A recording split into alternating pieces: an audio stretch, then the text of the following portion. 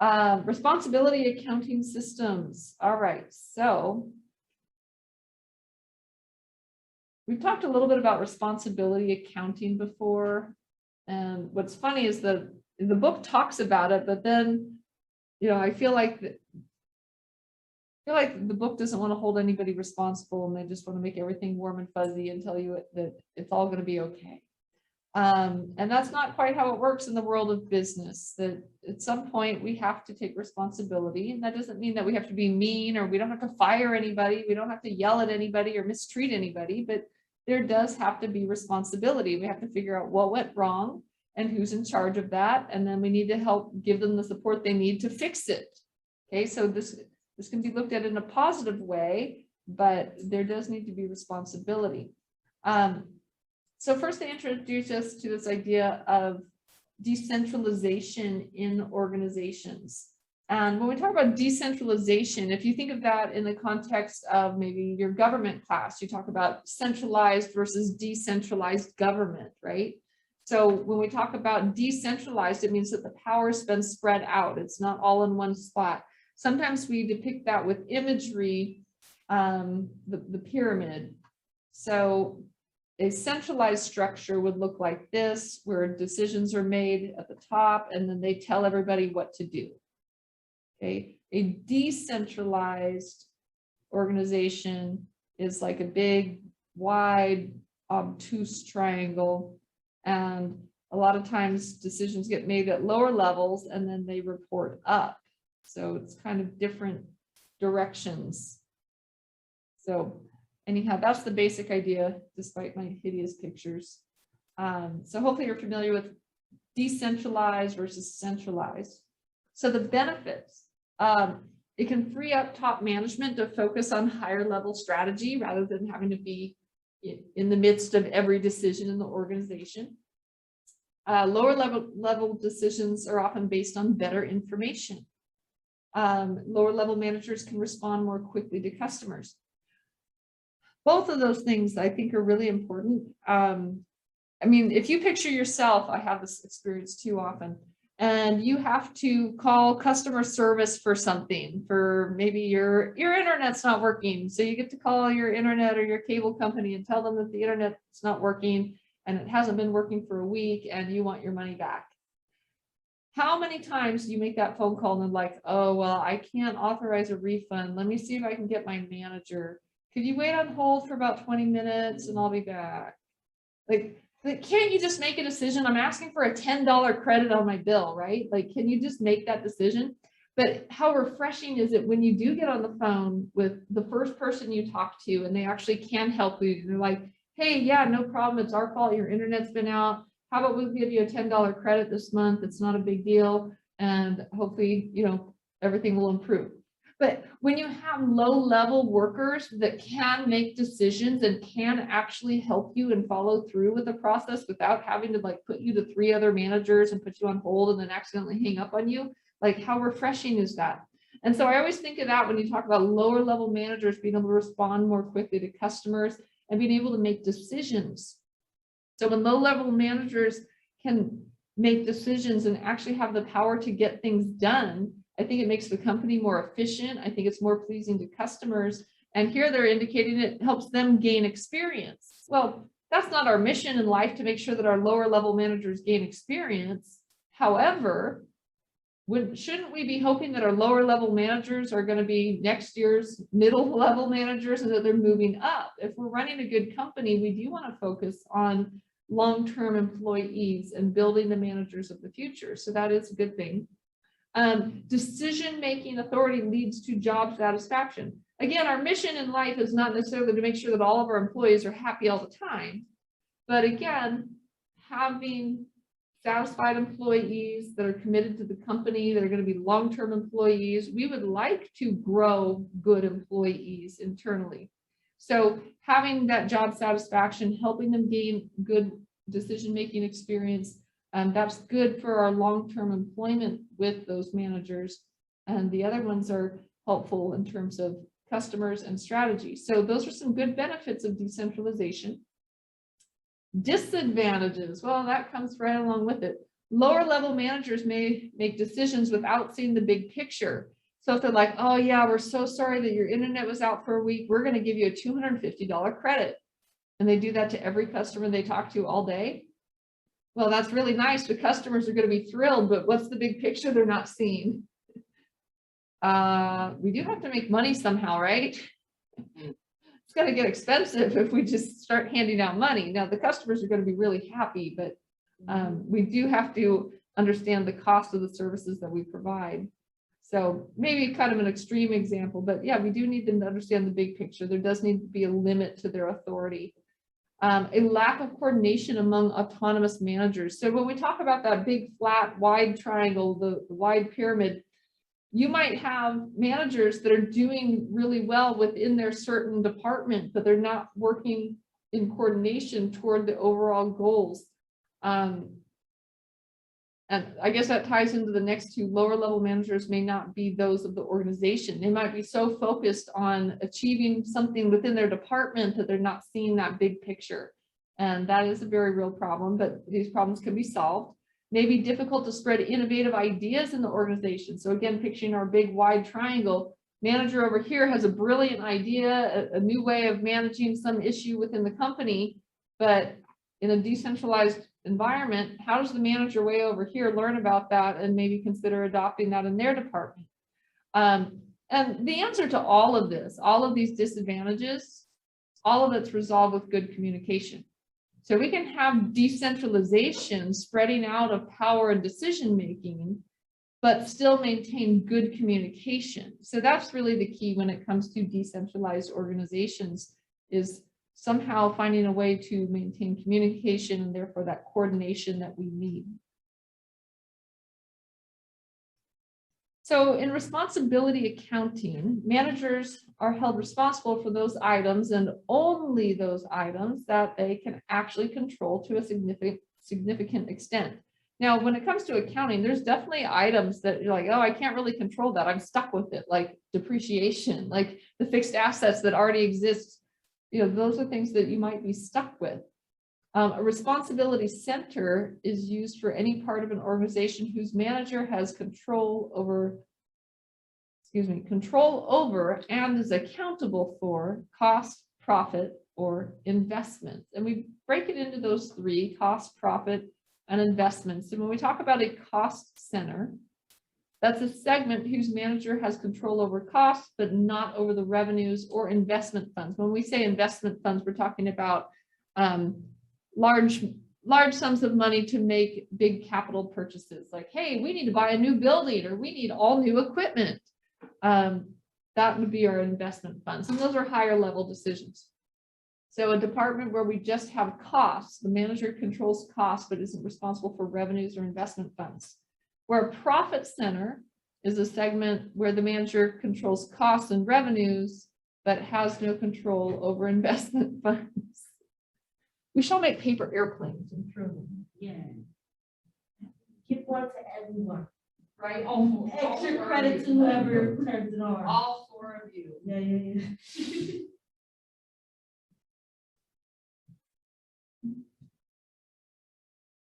All right.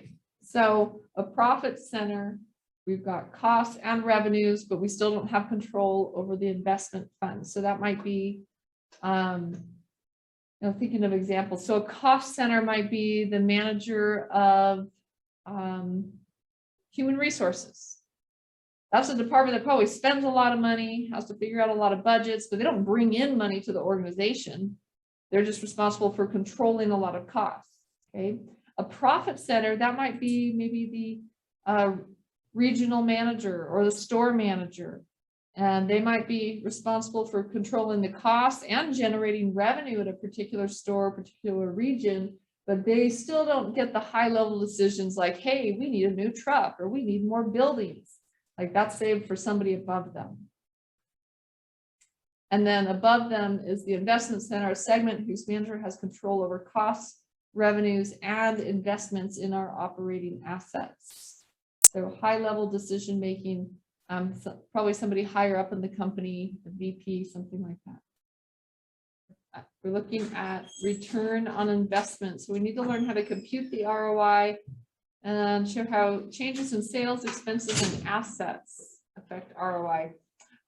Return on investment is really an important measure in business. It's probably one of the most commonly looked at metrics in business, both internally and externally. Outside investors look at return on investment for a company overall before deciding if they want to invest in it. I mean, that's one of the most important things you want to know. You're going to put your money in a savings account. You want to know, well, is it going to be safe and what interest rate is it going to pay? That's essentially what ROI is. So if I'm going to put my money into your company, or I'm going to put my money into this particular investment in your company, what am I getting back for it? So that's what return on investment tells us. And it's really one of the most looked at, most considered metrics in business. Now, all that said, for some reasons that I don't really understand, the authors of the textbook apparently hate ROI. And in this version of the slides, they let you know in words, but I'll pull up some of the pictures from the previous version. I mean, it makes me like giggle. It's ridiculous. So ROI, despite what the authors say, is actually a really simple computation, and it's very widely used and understood. On the top, we take our net operating income, which we often refer to as EBIT. Now they said income before interest and taxes. That would be IBIT, because they don't know how to spell. It's EBIT, earnings before interest and taxes. And if we're picturing an income statement, the bottom line is net income, the very, very bottom line. But above that, if we add back the interest and the taxes, that gets us back to net operating income. So we take our net operating income, we subtract the interest, we subtract the taxes, and then we arrive at our net income at the bottom. So we're just going a couple lines above that. We're adding back, excuse me, we're adding back the interest and taxes. And in many income statements, that's just labeled net operating income. So if they give you the net operating income, just use that, okay? So we're taking net operating income and we're dividing it by average operating assets, cash, accounts receivable, inventory, plant, equipment, and other productive assets. Maybe a better question is, what doesn't count as an operating asset? And I think in the text, they give you just a couple examples of things that don't count. One would be idle assets held for future use, like land for future use, that it's not doing anything. It's not an operating asset, it's just an asset that's sitting there doing nothing. So to the extent that you see that come up, you can exclude the land that's held for future use, but the rest of those productive assets, and that's the key word, productive assets. So when they say average, that means you're taking the beginning of the year and the end of the year and divide by 2. Unless they just give you the average operating assets, which is super convenient and user-friendly when they do that. So we're taking NOI divided by AOA. Okay, that's kind of how I summarize that. And that's really not a hard computation, right? That's the whole thing.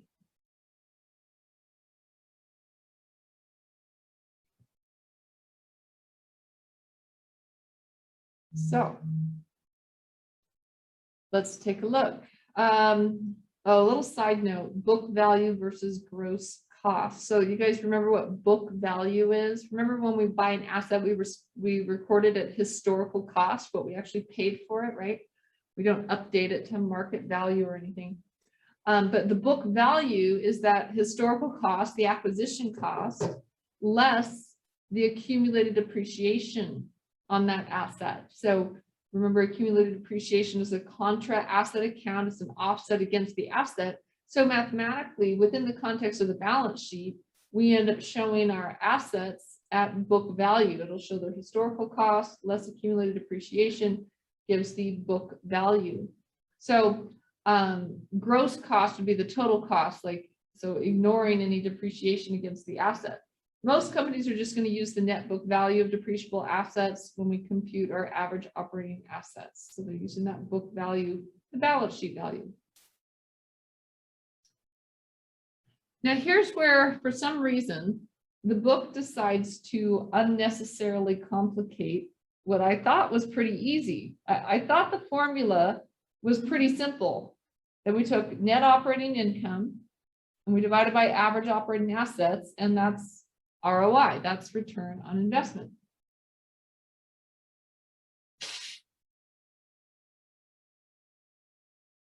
So I can't really get my brain around why we need to do all this. And I took a course, it's been in my master's program. So I'm taking a graduate level course, and it had the same presentation regarding ROI, that they taught you ROI and then they taught you margin times turnover. And I asked the instructor, and this is in graduate school, so you know, a well-revered, well-experienced university professor. And I asked him, I said, why do they teach margin times turnover? Like, what is the point? And he goes, yeah, I don't really know.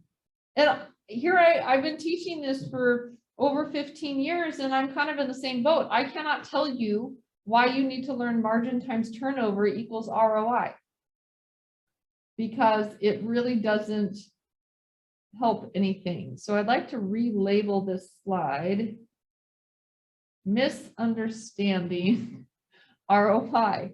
Now, I don't proclaim to be a math genius. I like math, but you know, I'm not proclaiming to be a math genius, but I can see some basics here that kind of irritate me.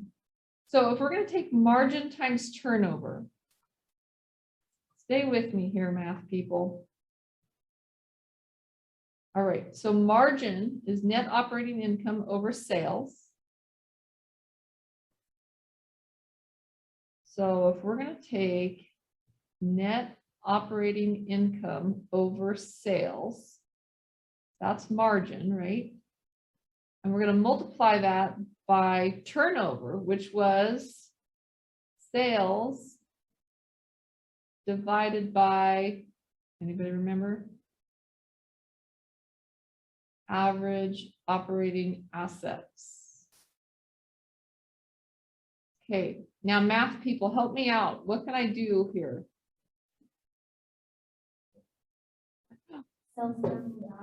Sales cancels out. So what does this all equal?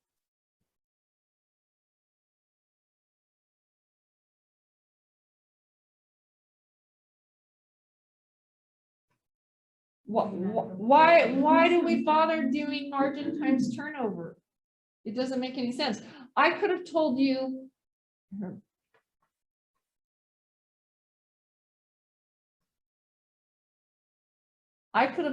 hey, there's this new method that people are using to compute ROI. And I know this sounds wild, but it works.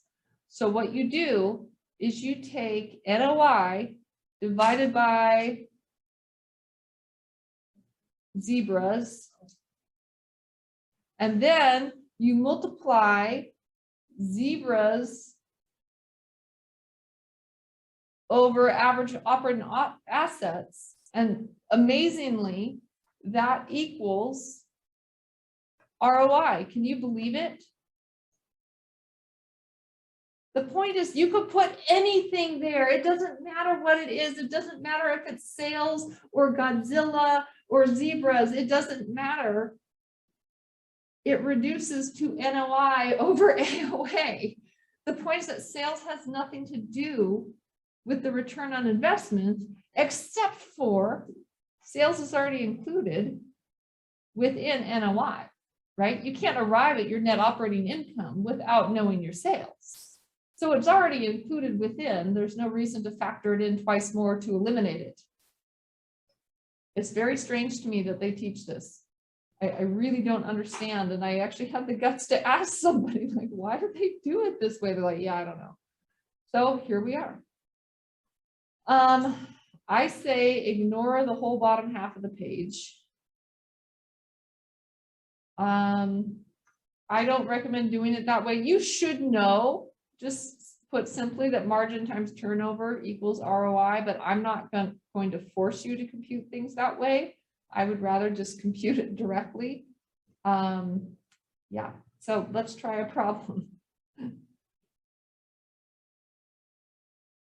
All right, Regal Company reports the following: net operating income of 30,000, average operating assets of 200,000, sales of 500,000, operating expenses of 470,000. What is their ROI? Now I can tell you there's way too much information here.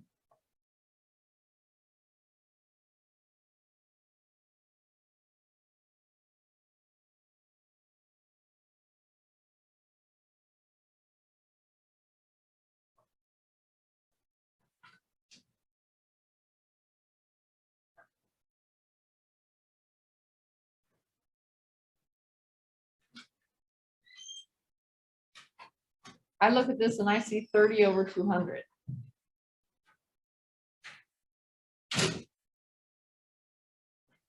I don't see any reason to complicate it any further than that. 30 over 200 or 3 out of 20. So what did you get?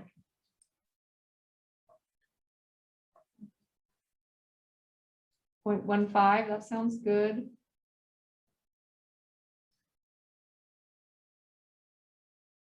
I found the chat, there it is, in case anybody was chatting.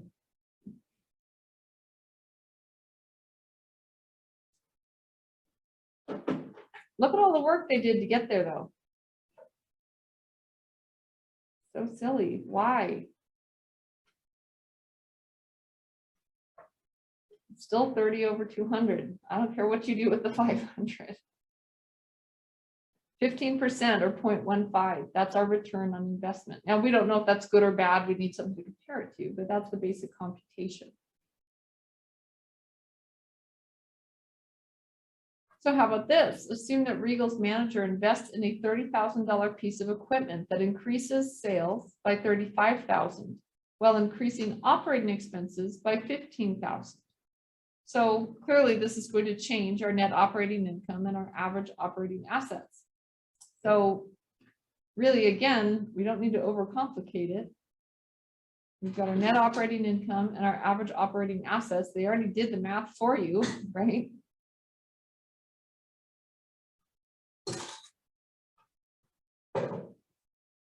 So they've already netted these two together, increase in sales and the increase in expenses. And really what they've done is they've just computed sales minus operating expenses. That's where they're getting the 50,000. So they've already done most of the math for you, so don't overthink it. So we're taking 50,000 divided by our average operating assets of 230,000. And our new ROI is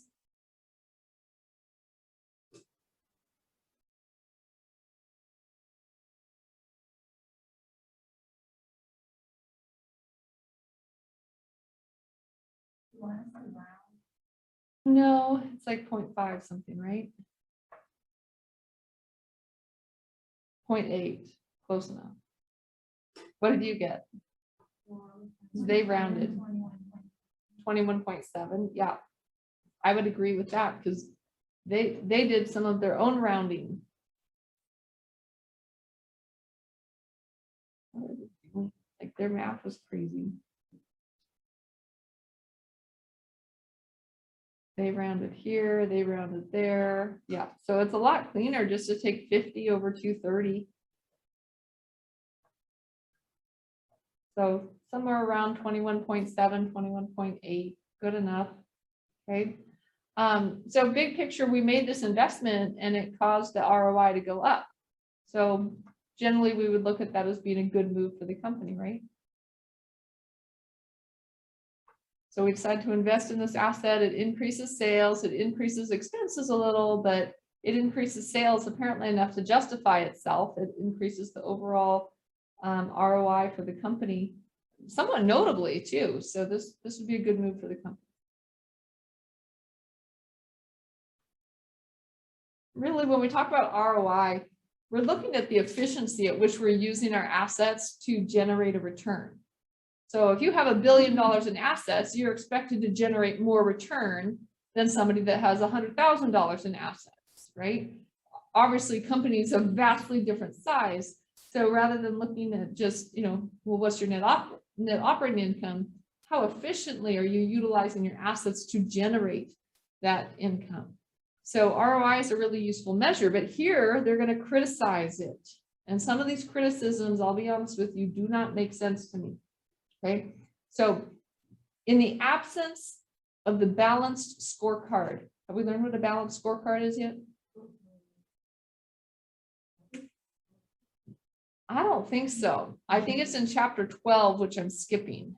So a balanced scorecard, it sounds like this fancy thing, right? A balanced scorecard is really the concept of evaluating people, evaluating projects, evaluating the company on multiple measures, not just one financial measure. Oh, everything's about our bottom line. So a balanced scorecard means that we want to evaluate a person, a department, the company as a whole on growth, on customer satisfaction, on efficiency, on innovation and new ideas, as well as financial measures. So really that's all a balanced scorecard means. Now that I've explained what a balanced scorecard is, does that sentence even make sense to you? In the absence of a balanced scorecard, management may not know how to increase ROI. Now, I want to be really clear here. Actually, let's leave off the first phrase. Just leave it at management may not know how to increase ROI. How is that a criticism of ROI? I think that's a criticism of management, because I think we pretty clearly defined what ROI was. Well, how do we compute ROI again? Net operating income over average operating assets. Okay, now I've already proclaimed that I like math, but I'm not a math genius. But if this is your fraction, your numerator and your denominator, how do you increase it?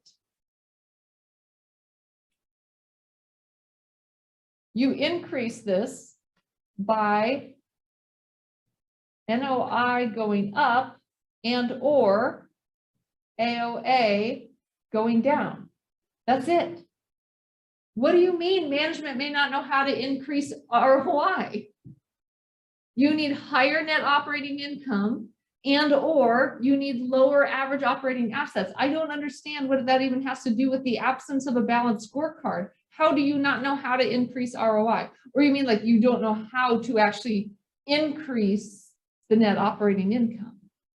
How to get more customers in the door, how to generate more sales, how to reduce your operating expenses, or you don't know how to decrease the average operating assets. But the average operating assets could just stay the same. But I don't see how this is a criticism of ROI. If your managers don't understand basic fractions, numerators and denominators, then just get rid of them. I'm sorry. To increase your ROI, you need to increase NOI and or you need to decrease your average operating assets, period, the end. That's not a criticism of ROI, that's facts, okay? Second one, and this is a legitimate criticism, but this criticism applies to lots of different computations. Managers often inherit many committed costs over which they have no control. You might be the new manager of the department and they've got 30 years of operating assets sitting around. Some of them are useful, some of them are less useful. Okay, you didn't choose to buy all that stuff and some of it's worn out and not working well.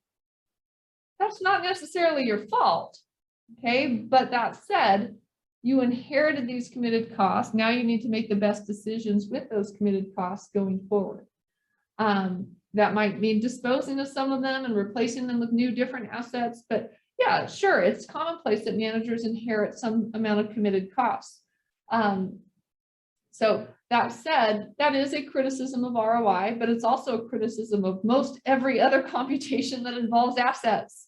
There's lots of committed fixed assets. So it is what it is.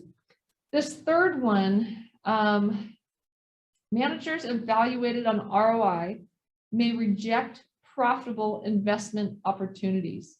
And they're going to give us some depictions of that. They're going to give us some examples where they think the manager should reject a profitable investment opportunity. But I want you to keep in mind that the authors of the textbook intentionally chose the numbers in each of these problems to manipulate the numbers to result in exactly that. When you already know what the desired outcome is, you can manipulate the data, you can manipulate the numbers to support your desired outcome. That truth applies far beyond accounting. That applies in all kinds of things. When you already know what you want the answer to be, you can find data, you can do a survey, you can do a questionnaire, you can run a study, you can do a scientific research on something to support the outcome that you already wanted. Well, that's exactly what they do here. Okay, so managers evaluated on ROI may reject profitable opportunities. So they're going to give us a problem set that results in the manager rejecting a profitable opportunity to prove their point, which when you see the numbers, you'll be like, well, yeah, I kind of get it, but it's kind of nonsense too. You'll see. All right, so we're going to move on from ROI and look at the far superior, much better residual income. And we're going to understand its many strengths and its virtually no weaknesses. I'm reading between the lines for you because the textbook authors love residual income. And I don't dislike residual income, but it has limited uses. And I'll explain why it has limited uses. But the reality in the real world, nobody uses residual income, everybody uses ROI. So speaks for itself, but apparently the authors of the book love residual income and hate ROI. So residual income, they say another measure of performance, another better, happier, improved measure of performance.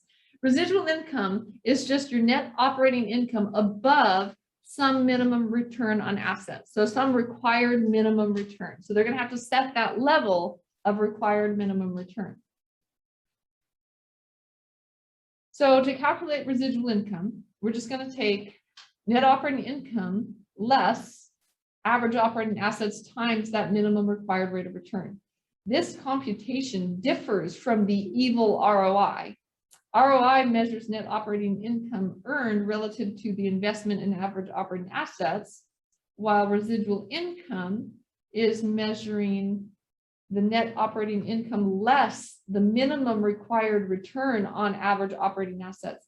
I do want to point out both computations use net operating income and average operating assets.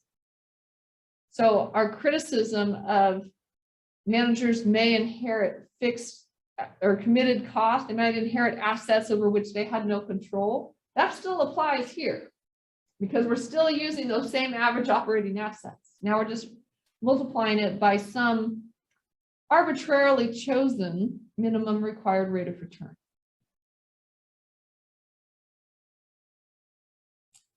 All right, so the retail division of Zephyr Inc. has average operating assets of 100,000 and is required to earn a return of 20% on these assets. In the current period, the division earns $30,000. So to calculate the residual income, not hard, we're going to take 100,000 times 20%. We're required to have a $20,000 minimum return. That's the expectation. Our actual income was 30,000. So we subtract the minimum return of 20,000. So our residual income, the extent to which we exceeded the required minimum return, that's our $10,000 of residual income. So by how much did we exceed the required minimum return? 10,000. Okay, that's it. That's residual income. Also not hard. The problem is that it's expressed in dollars and not percentages. And we'll see how that's a little problematic as we go forward. So motivation and residual income. So they said one of the downsides of ROI is that if managers are evaluated only on ROI, which first of all, you don't have to evaluate a manager on ROI or only on ROI, the company can choose what they want to do, that it could lead to bad decisions. So residual income encourages managers to make profitable investments that would be rejected by the dumb managers using the evil ROI. That's kind of what they're trying to say. So try this quick check with me. We've got Redmond's Awnings, a division of Rappaport, has a net operating income of 60,000 and average operating assets of 300,000. The required rate of return for the company is 15%. Now hold on, don't you forget for a moment that they chose those exact numbers and they chose 15%.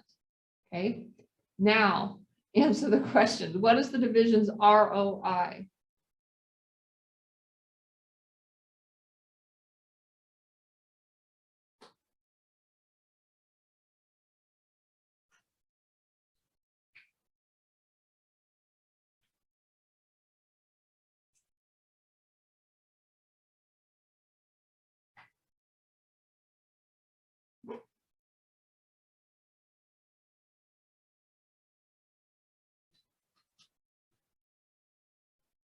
Maybe it's okay in the dark. I don't know.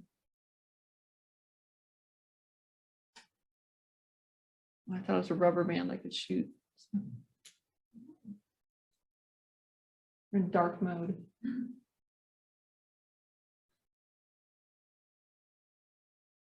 What'd you get? I see some D, 20% in the chat. That's good. So we're taking 60 divided by 300, or 6 over 30, right? Sounds like 1/5. 20% ROI.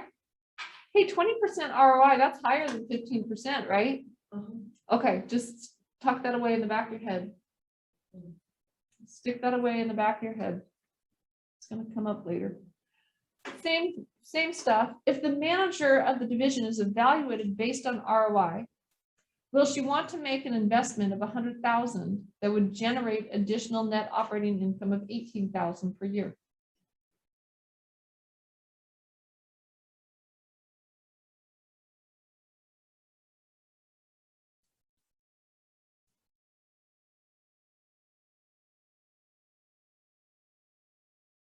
So for just that new project alone, to make an investment of 100,000 that would generate 18,000, what's the ROI just on that project?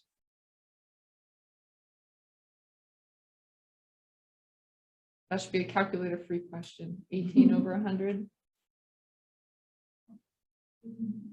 Right. So just this new investment is going to be 18%, right? Well, that's less than 20%. So if the manager is evaluated solely on ROI, will they want to make an investment that's going to take them from 20% down to something slightly less than 20%? Maybe not. Yeah, I think you're right, Kim. I think it comes out to 19.5%. So if we take 60 plus 18, we've got 78 over 400, right? So overall, I think it's 19.5. And they're saying, no, the manager is going to reject this profitable opportunity, this 18% return opportunity, because it would take the division's ROI from 20% down to 19.5%. But keep in mind that the required minimum return for the company is 15%. I mean, honestly, if I'm the manager of a division, I don't think I'm rejecting that opportunity. Now, I get it. It does lower the division's ROI, but you don't just wake up one day and magically get a 20% ROI. You've got some things that are higher, you've got some things that are lower, and it works out to 20%. So just because this one opportunity is only 18%, it doesn't make it mean that it's bad. You're not losing money on it. Keep in mind, it's still 3% higher than the required minimum return. So they're saying, no, the manager is going to reject this. And don't forget for a moment that they picked these numbers very specifically to try to get you to arrive at the conclusion that no, the manager is going to reject this profitable opportunity. Okay. If I'm the manager, I'm probably not rejecting an 18% opportunity that brings the ROI to 19.5% because I'm still 4.5% higher than the company's required return. So is this, wouldn't this be more immediate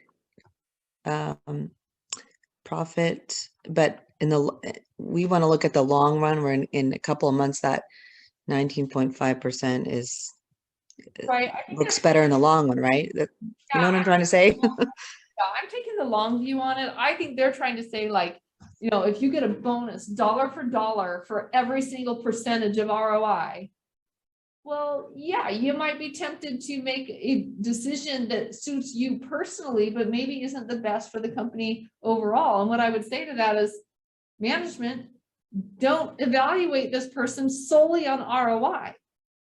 That's where we could say the balanced scorecard comes in, that we might evaluate them based on, did you exceed the required return? Is your ROI within a certain range?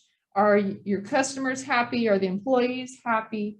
So, they're the ones that brought up the balanced scorecard. No, you shouldn't evaluate somebody's performance or give them a bonus solely on one measure, because then they become so honed in just on that one measure, they forget about everything else. And that would be a person that's thinking only of their own bank account and not of the company overall. So it sounds like bad supervision to me, but let's continue. Let's see where they're going with this. Would the company want the manager of Redmond Awnings division to make an investment of $100,000 that would generate additional net operating income of $18,000 per year? Yeah, I sure think so. That's what we were just talking about, right? That 18% is still good, and it's higher than the required rate of return of 15%. They're the ones that are structuring the bonus, that they're structuring the incentive based on ROI only, which is foolish. So if we're going to use residual income, what is the division's residual income instead? The required rate of return is 15%.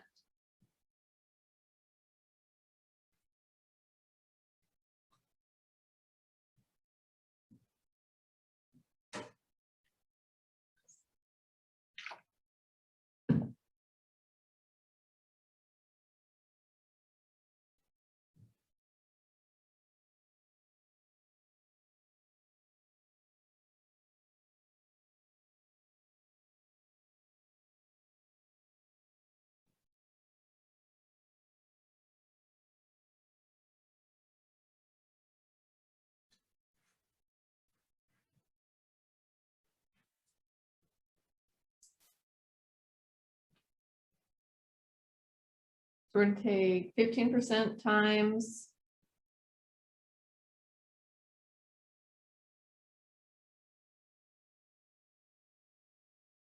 $300,000, which is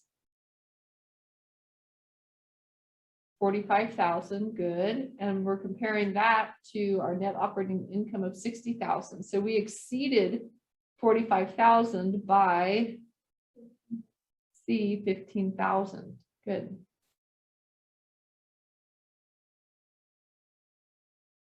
So that's how you compute residual income. But now what are they going to ask us? If the manager is evaluated based on residual income, will she want to make an investment of 100,000 that would generate additional net operating income of 18,000 per year? So, i.e., recompute your residual income with these new numbers. So now, how much do we have in assets? It was 300,000. Now we're taking on another 100,000.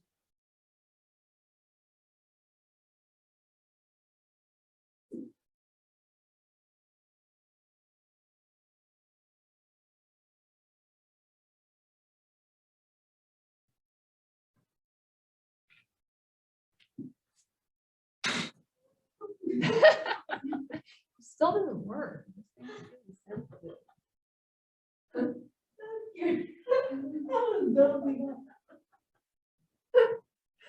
You're awake now. Lights on. We're back. All right, so we're taking 400,000 times 15%. How much is that? 60,000, and we're comparing that to 78,000. So it sounds like our residual income went up, right? Just a little. It went up from 15 up to 18. So they're saying, well, yeah, if we evaluate the manager on residual income, then she's going to want to do this. But if we evaluate her on ROI, she's going to reject this profitable opportunity. Okay, don't forget for a moment that they manipulated, they manufactured these numbers exactly to produce that outcome. And if I'm evaluated on ROI, I'm still going for this. So I would say don't evaluate an employee solely on ROI, that they should be encouraged to invest in anything that's above the company's required minimum rate of return. If they said the minimum is 15% and this is 18%, then they should be encouraged to pursue that. And if you're giving them incentives to do otherwise, then you're a bad supervisor. That's what I say. So I don't think ROI is such a bad thing. And like I said, ROI is commonly widely used in the real world where residual income is not. And oh, they left out the shortfalls of they just like deleted that slide. That was amazing. There used to be a slide that would talk about the problems with residual income, and that has magically disappeared. Wait, hold on. This is anarchy. They're trying to change the system. I want you to think about this in the context of your discussion this week about bias in textbooks, because I mean, this is just accounting, but you know, there's all kinds of problems with textbooks that people have opinions and they write books. I mean, just because you read it in a book doesn't mean that it's true. But obviously, if you read it on the internet, it's totally true. We all have that figured out. I just want to show you real quick. I'm going to go like lightning speed through this because I just want to show you some of the imagery. This is in the old version of the slides. And we're talking about how evil ROI is here. Oh, wait. What is this? Like, are you serious? I didn't come up with this. This is like this dude is scary and it looks like he's using a doll of himself as like a voodoo doll. Like, first of all, I want to know whoever came up with this clip art and thought that would be useful. And then somebody's like, oh, this is exactly what we need in these accounting slides. Paste. Like, who does that? And then instead of what we call, in a friendly way, we call them bullet points, but we don't mean like bullets from guns. They've got like blood dripping darts up here. Like, seriously, that's like an intense amount of anger toward ROI. Like, I just don't get it. They really don't like ROI. Like, this is some serious anger here. So I'm glad they took that out of the new version of the slides. But then here we get to residual income and we're flying in a hot air balloon and everything's happy and good. That's so pleasant. And then let's see, there's more. A track runner clearing the hurdle. You know, if it's ROI, the guy trips on the hurdle, falls in the lane next to him and gets spiked in the leg by the other runner. But ROI, he clears, or residual income, he's clearing that hurdle, no problem, right? Nothing like some spikes in your shin. Yeah, that's nice imagery. Oh, now we're just watering the money tree. Lovely. Residual income encourages managers to make profitable investment decisions. See how, like, I can't make this stuff up. Finally, they took all these images out of the slides, not because their opinions are any less strong. It was more for ADA compliance. So, but they're watering the money tree. Like, hello, they love residual income and they hate ROI. What they left out of the new version of the slides was something really important. It's the shortcomings of residual income. Oh, this little thing.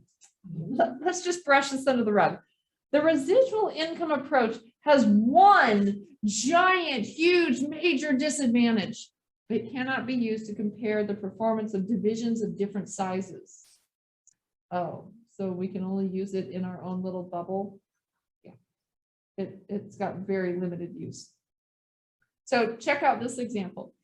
Recall the following info for the retail division of Zephyr, but they also have this wholesale division. So let's see, the required rate of return is 20%. So we're taking 100,000 times 20%. So the minimum required return is 20,000. For wholesale though, it's 1,000,000 times 20%, that's 200,000. And if we look at the actual income, we look at the retail division and they've got 30,000 of actual income, less their 20,000 minimum required return. So residual income is 10,000. Where wholesale has actual income of 220,000, less their minimum required return of 200,000, that equals 20,000. So which one did better? Well, if we're measuring them simply on residual income, it sure looks like wholesale did better. But is that actually true? They made 20,000 based on $1 million in assets, where retail made well, not made, has residual income of 10,000 on $100,000 of assets. If you got $1 million in assets, I'm looking for a little more residual income than that. But that goes away. We're looking at divisions of different sizes. So residual income numbers suggest that the wholesale division outperformed retail because its residual income is 10,000 higher. However, the retail division earned an ROI of 30% compared to an ROI of 22% in the wholesale division. The wholesale division's residual income is larger than retail simply because it's a bigger division. So retail actually way outperformed.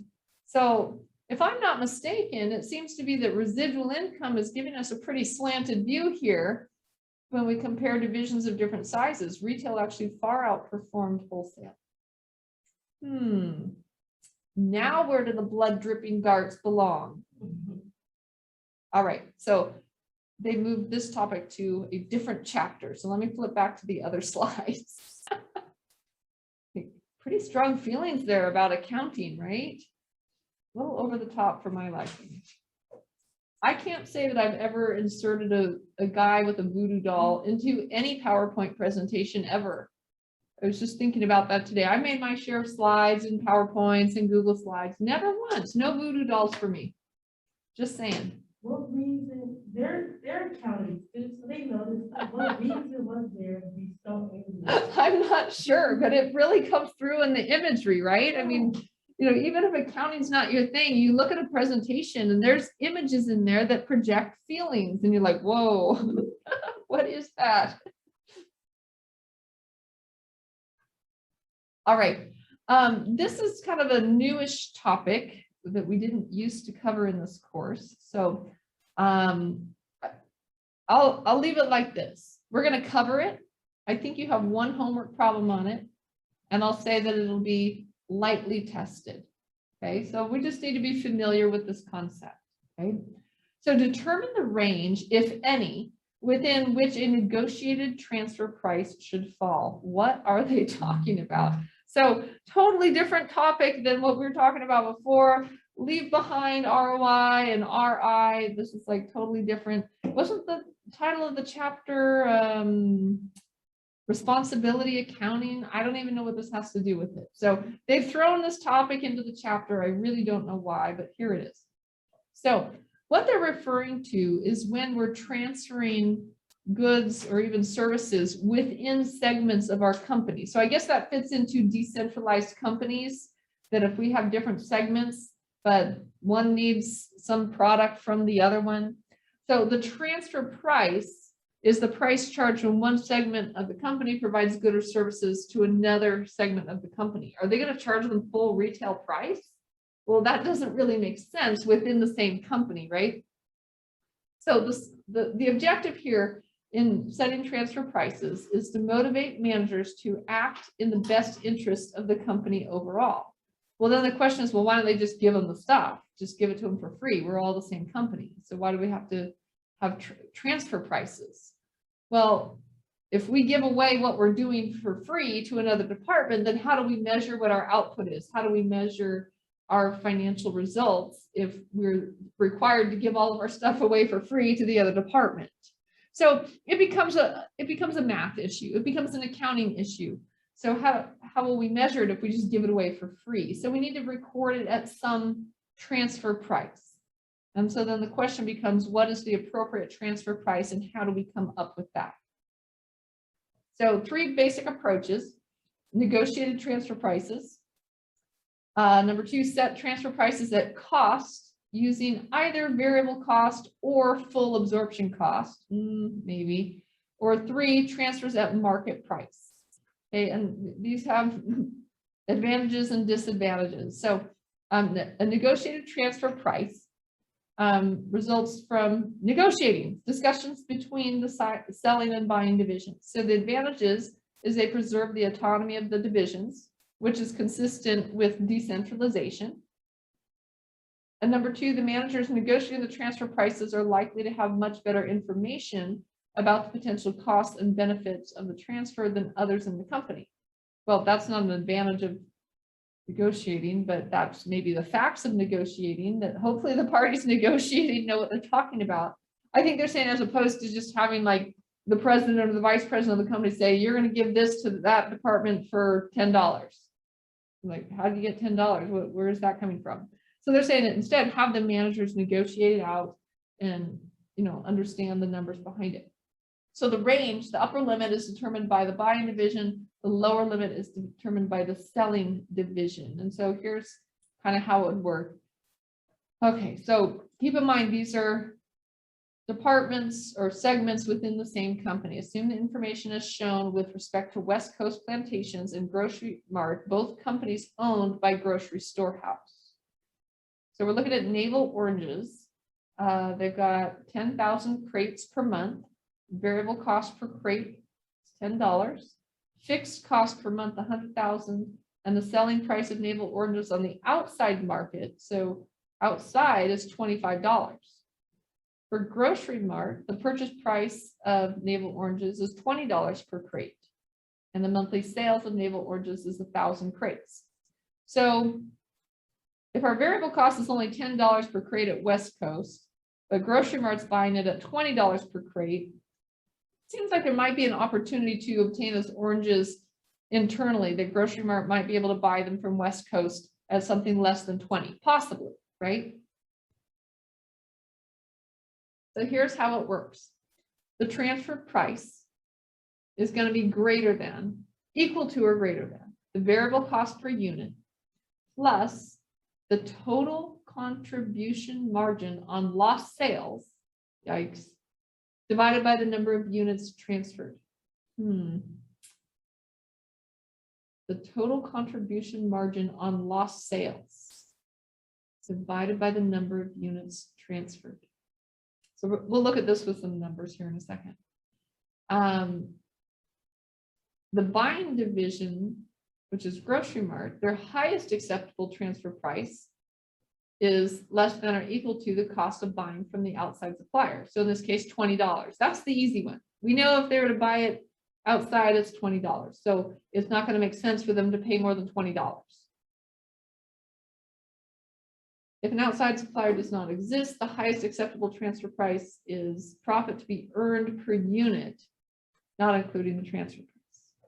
So we're going to look at this considering the capacity, sufficient capacity or idle capacity. So if West Coast Plantation has sufficient idle capacity, they have 3,000 crates and they can satisfy Grocery Mart's demands, which is just 1,000 crates, without sacrificing sales to others, then the lowest and highest possible transfer prices are computed as follows. So the lowest price is $10, which is 10 plus 0 divided by 1,000. Where are they getting 0 divided by 1,000? Stay with me for a second here.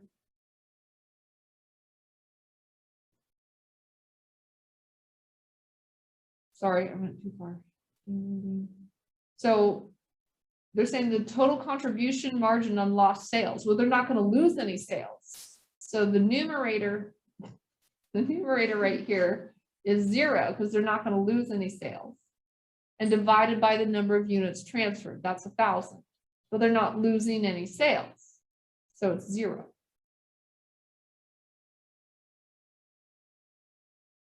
So that's where they're getting this calculation. You're like, why are they doing 0 divided by 1,000? They're not losing any sales. So it's nothing there. So it's just the $10. Well, that seems like a better deal, right? The buying division's highest possible transfer price is 20, which is what they're paying to their outside supplier. So if they're negotiating, the range of acceptable transfer prices is anywhere from $10 to $20. Hopefully they could agree upon something in there. Now, if West Coast Plantation has no idle capacity, they have no crates available. Therefore, if they're going to sell crates to Grocery Mart, it's going to fully impact their sales to outside customers. They're going to be sacrificing other customer orders. Then the lowest and highest possible transfer prices are as follows. And I feel like I don't even need to do the math. If they're selling these crates to outside customers at $25 and they have no idle capacity, well, they're going to have to sell it at $25 to Grocery Mart. And they mathematically prove that. So they're showing us their lost contribution margin be 25 minus 10 times 1,000 divided by 1,000. So yeah, it looks like $15 equals 25. It's no surprise, right? It should come out to 25. That's what they're selling to outside customers. And then the buying division's highest possible transfer price is still the $20, the cost of buying from the outside suppliers. So given this scenario, there's no acceptable range. There's nothing to negotiate here. This isn't going to work.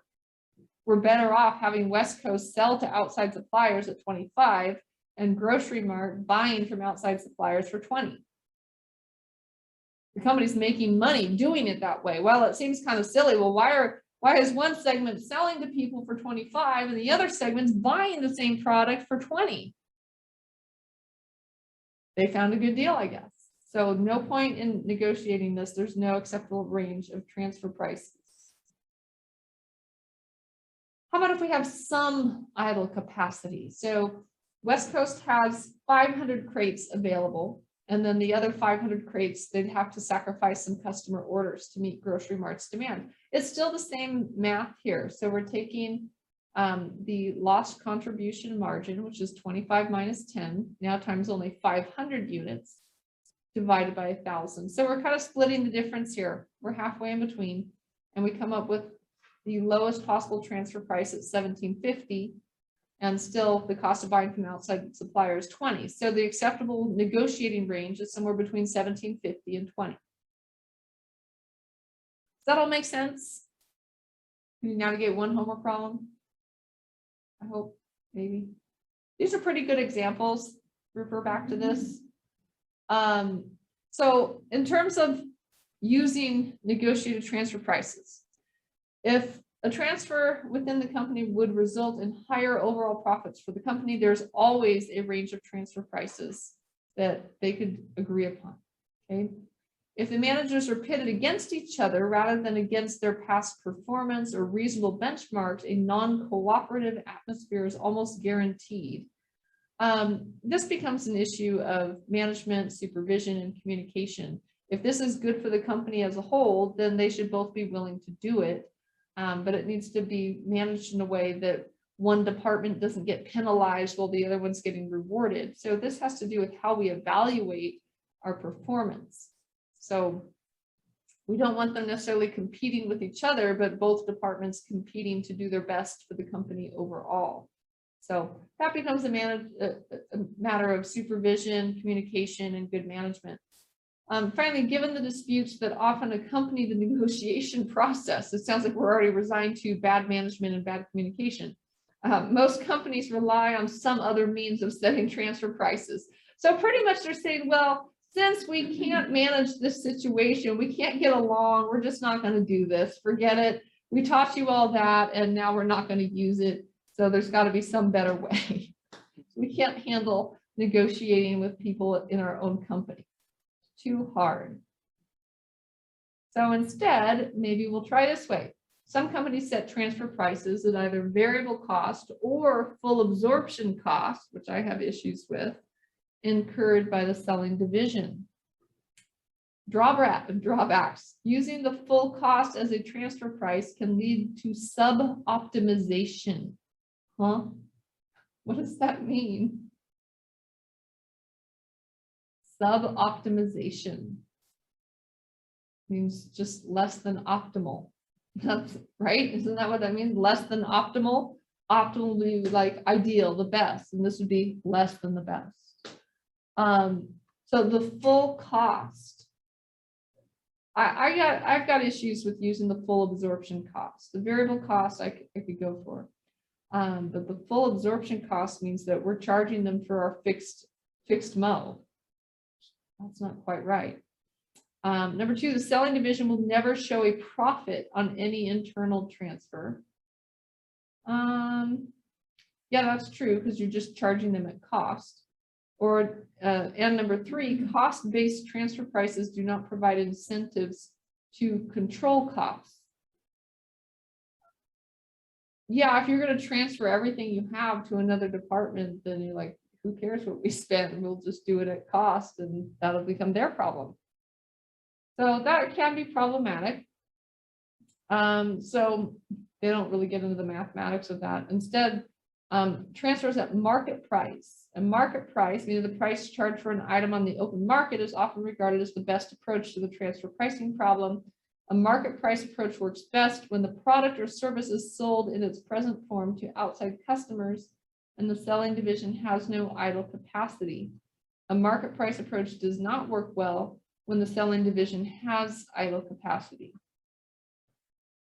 I could actually argue that. So if you've got idle capacity sitting around, wouldn't you want to busy yourself and sell that idle capacity to another department in your own company at market price?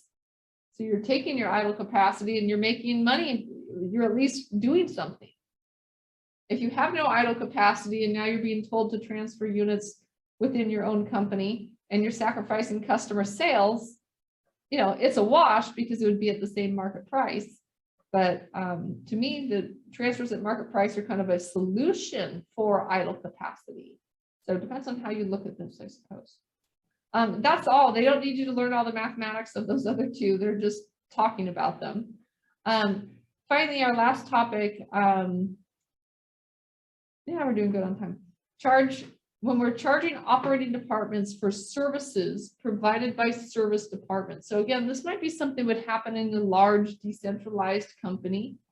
When we talk about operating departments versus service departments, an operating department is one that carries out the central purpose of the organization. Typically, it's going to have something to do, often it's bringing in revenue, it's selling something, or at least it's involved in the production of whatever we do. Whereas a service department does not directly engage in the operations of the company, they probably provide some kind of support. So earlier I mentioned like human resources, payroll, a legal department, the maintenance department. So these all provide support to the operating departments that are going about the business of the company. So when we're dealing with service departments, and again, this is in a large decentralized company. We don't typically look at this kind of stuff in a small business. Small businesses are usually centralized. There's not a whole lot of decentralization happening because it's small.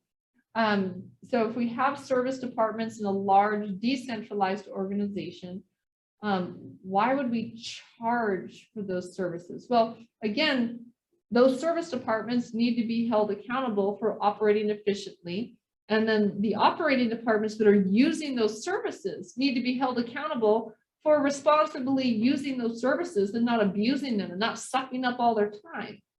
So everything has a cost. And to understand that within the operating departments, they need to have a respect for the cost of those services that are being provided. So service department costs are charged to operating departments for a variety of reasons. To encourage operating departments to wisely use service department resources, to help measure the profitability of the operating departments, to provide operating departments with more complete cost data for making decisions, and to create an incentive for service departments to operate efficiently. So we can't just take for granted all those service departments and abuse their time and their hours and their services and suck up all of that into one operating department. So it's the responsible use of the services.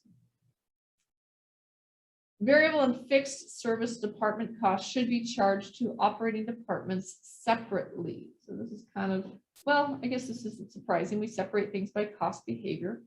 Variable service department costs should be charged to consuming departments according to whatever activity or cost driver causes the incurrence of the cost. So we're going to essentially look at their actual level of activity and charge them for that based on the variable component. Charge fixed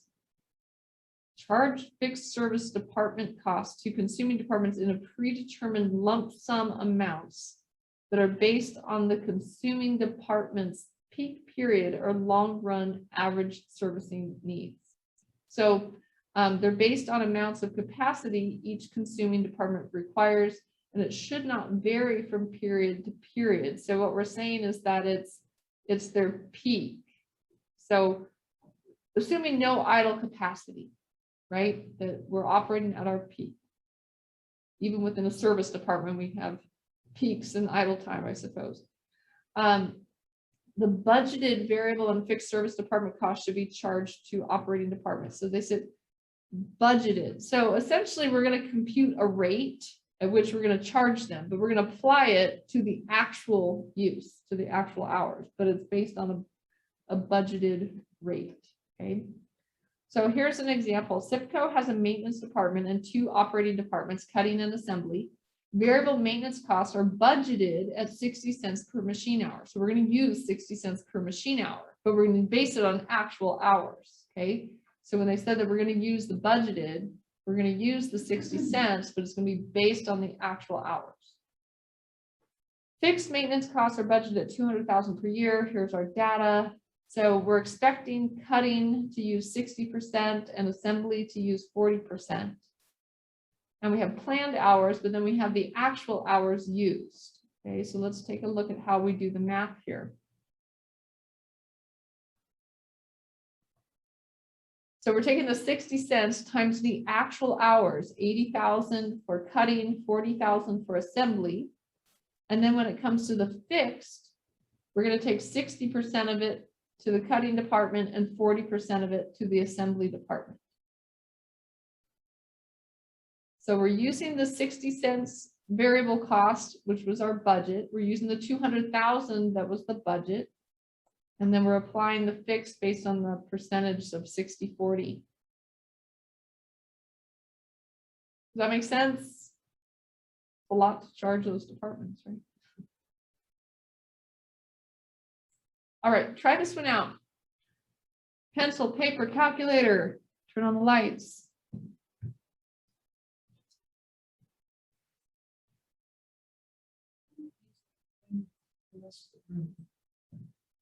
All right, give this a try. Foster City has an ambulance service that is used by 2 public hospitals in the city. Variable ambulance costs are budgeted at $4.20 per mile. Fixed ambulance costs are budgeted at $120,000 per year. Data related to the current year are ... I'll come right back to this. We need to know what are they going to ask. How much service costs will be allocated to Mercy Hospital at the end of the year? So they want to know how much is going to be allocated to Mercy.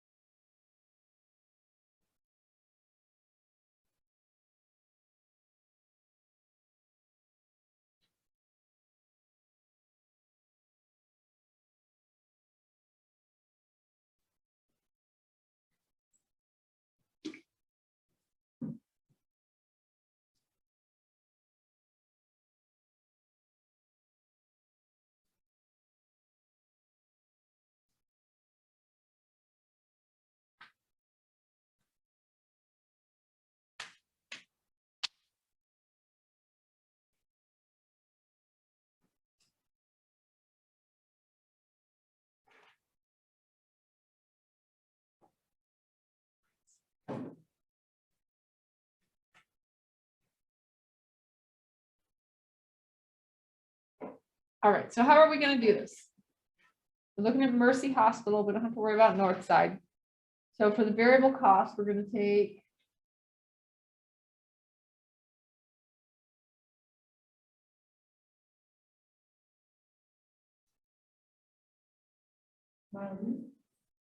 we'll use the 16,000, right, times. Okay, so that'll be the variable component. And what about for fixed? the 45%. That sounds good. And then we'll add those up, right? You get any of these answers? It's like, yes, I got a number that's on there. A sounds good. Yeah. Should work out like this.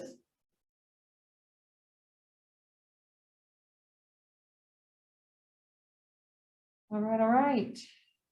So pitfalls in allocating fixed costs. Now, I do kind of have an issue with this. We've talked a lot about fixed costs and fixed MO and allocating, and to mix allocating and fixed costs together kind of bothers me. We're allocating it within the organization. We're charging other departments for our fixed costs. So kind of interesting, but allocating the fixed costs using a variable allocation base that fluctuates period to period. So that could be a little bit problematic if that allocation base is going to change from one period to the next. Fixed costs allocated to one department are heavily influenced by what happens in other departments. So going back, looking at these percentages. So maybe Mercy does exactly the same next year, the same usage of the ambulance service. But Northside has this massive, massive expansion, which is going to cause more. Their 55% is going to go up to like 65%, right? So Mercy has done nothing at all, yet they're going to be charged for a lot less fixed costs. Nothing's changed at Mercy. So by another department having changes either up or down, Mercy could do nothing and they could be charged a lot more or a lot less for no reason. So that's definitely mathematically problematic as far as I'm concerned. Using sales dollars as an allocation base, that's a problem. This particular example didn't use sales dollars as an allocation base, but a lot of times when companies are, I guess, charging departments for services, they do it based on sales, which it may not have anything to do with sales. Sales of one department influence the service department costs allocated to other departments. That's really the same argument that they were making right here. They were heavily influenced by what happens in other departments. So depending on what that allocation base is, if one department expands or contracts a whole lot, it's going to cause a huge change in what's charged to the other department, whether it's sales or miles or number of, depends on what the service is, right? So yeah, that's definitely kind of problematic here. All right, Autos R Us has one service department and 3 sales departments: new cars, used cars, and car parts. The service department costs total $80,000 for both years in the example. Contrary to good practice, Autos R Us uses the service department costs based on sales. So we're going to see a bad example here.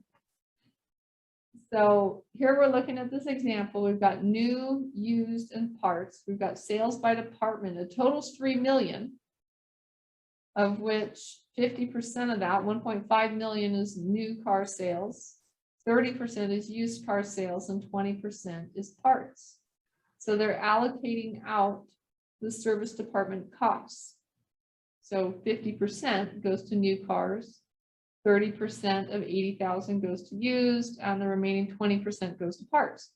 In the next year, the manager of the new cars department increases sales by 500,000. Sales in the other departments are unchanged. So we're going to allocate the 80,000 of service department costs in the second year, given the sales increase. So now our sales in new cars is 2 million, while used and parts stay at 900,000 and 600,000. And look at how it changes the allocation of the service department. So what we see, and I'll go back real quick, before new was 40 used was 24, and parts was 16. So now new has gone up to 45,000. Well, used and parts go down because their percentages of sales went down. They didn't do anything, but they're allocated less. If you're the manager of the new cars department, you would likely complain about the increased service department costs allocated to your department. You're not using anything more. You did a good job generating more sales. And now you have to absorb more of their fixed costs, which is kind of, I mean, it goes with this, well, you know, it has to go somewhere. Well, we have to charge somebody for it, so it's going to be you. It's not a great attitude in accounting when we talk, anytime we're talking about allocating out fixed costs, it's unsettling to me. There's probably no good way to do it, but certainly sales is probably not a good choice. So the end, that's chapter 11.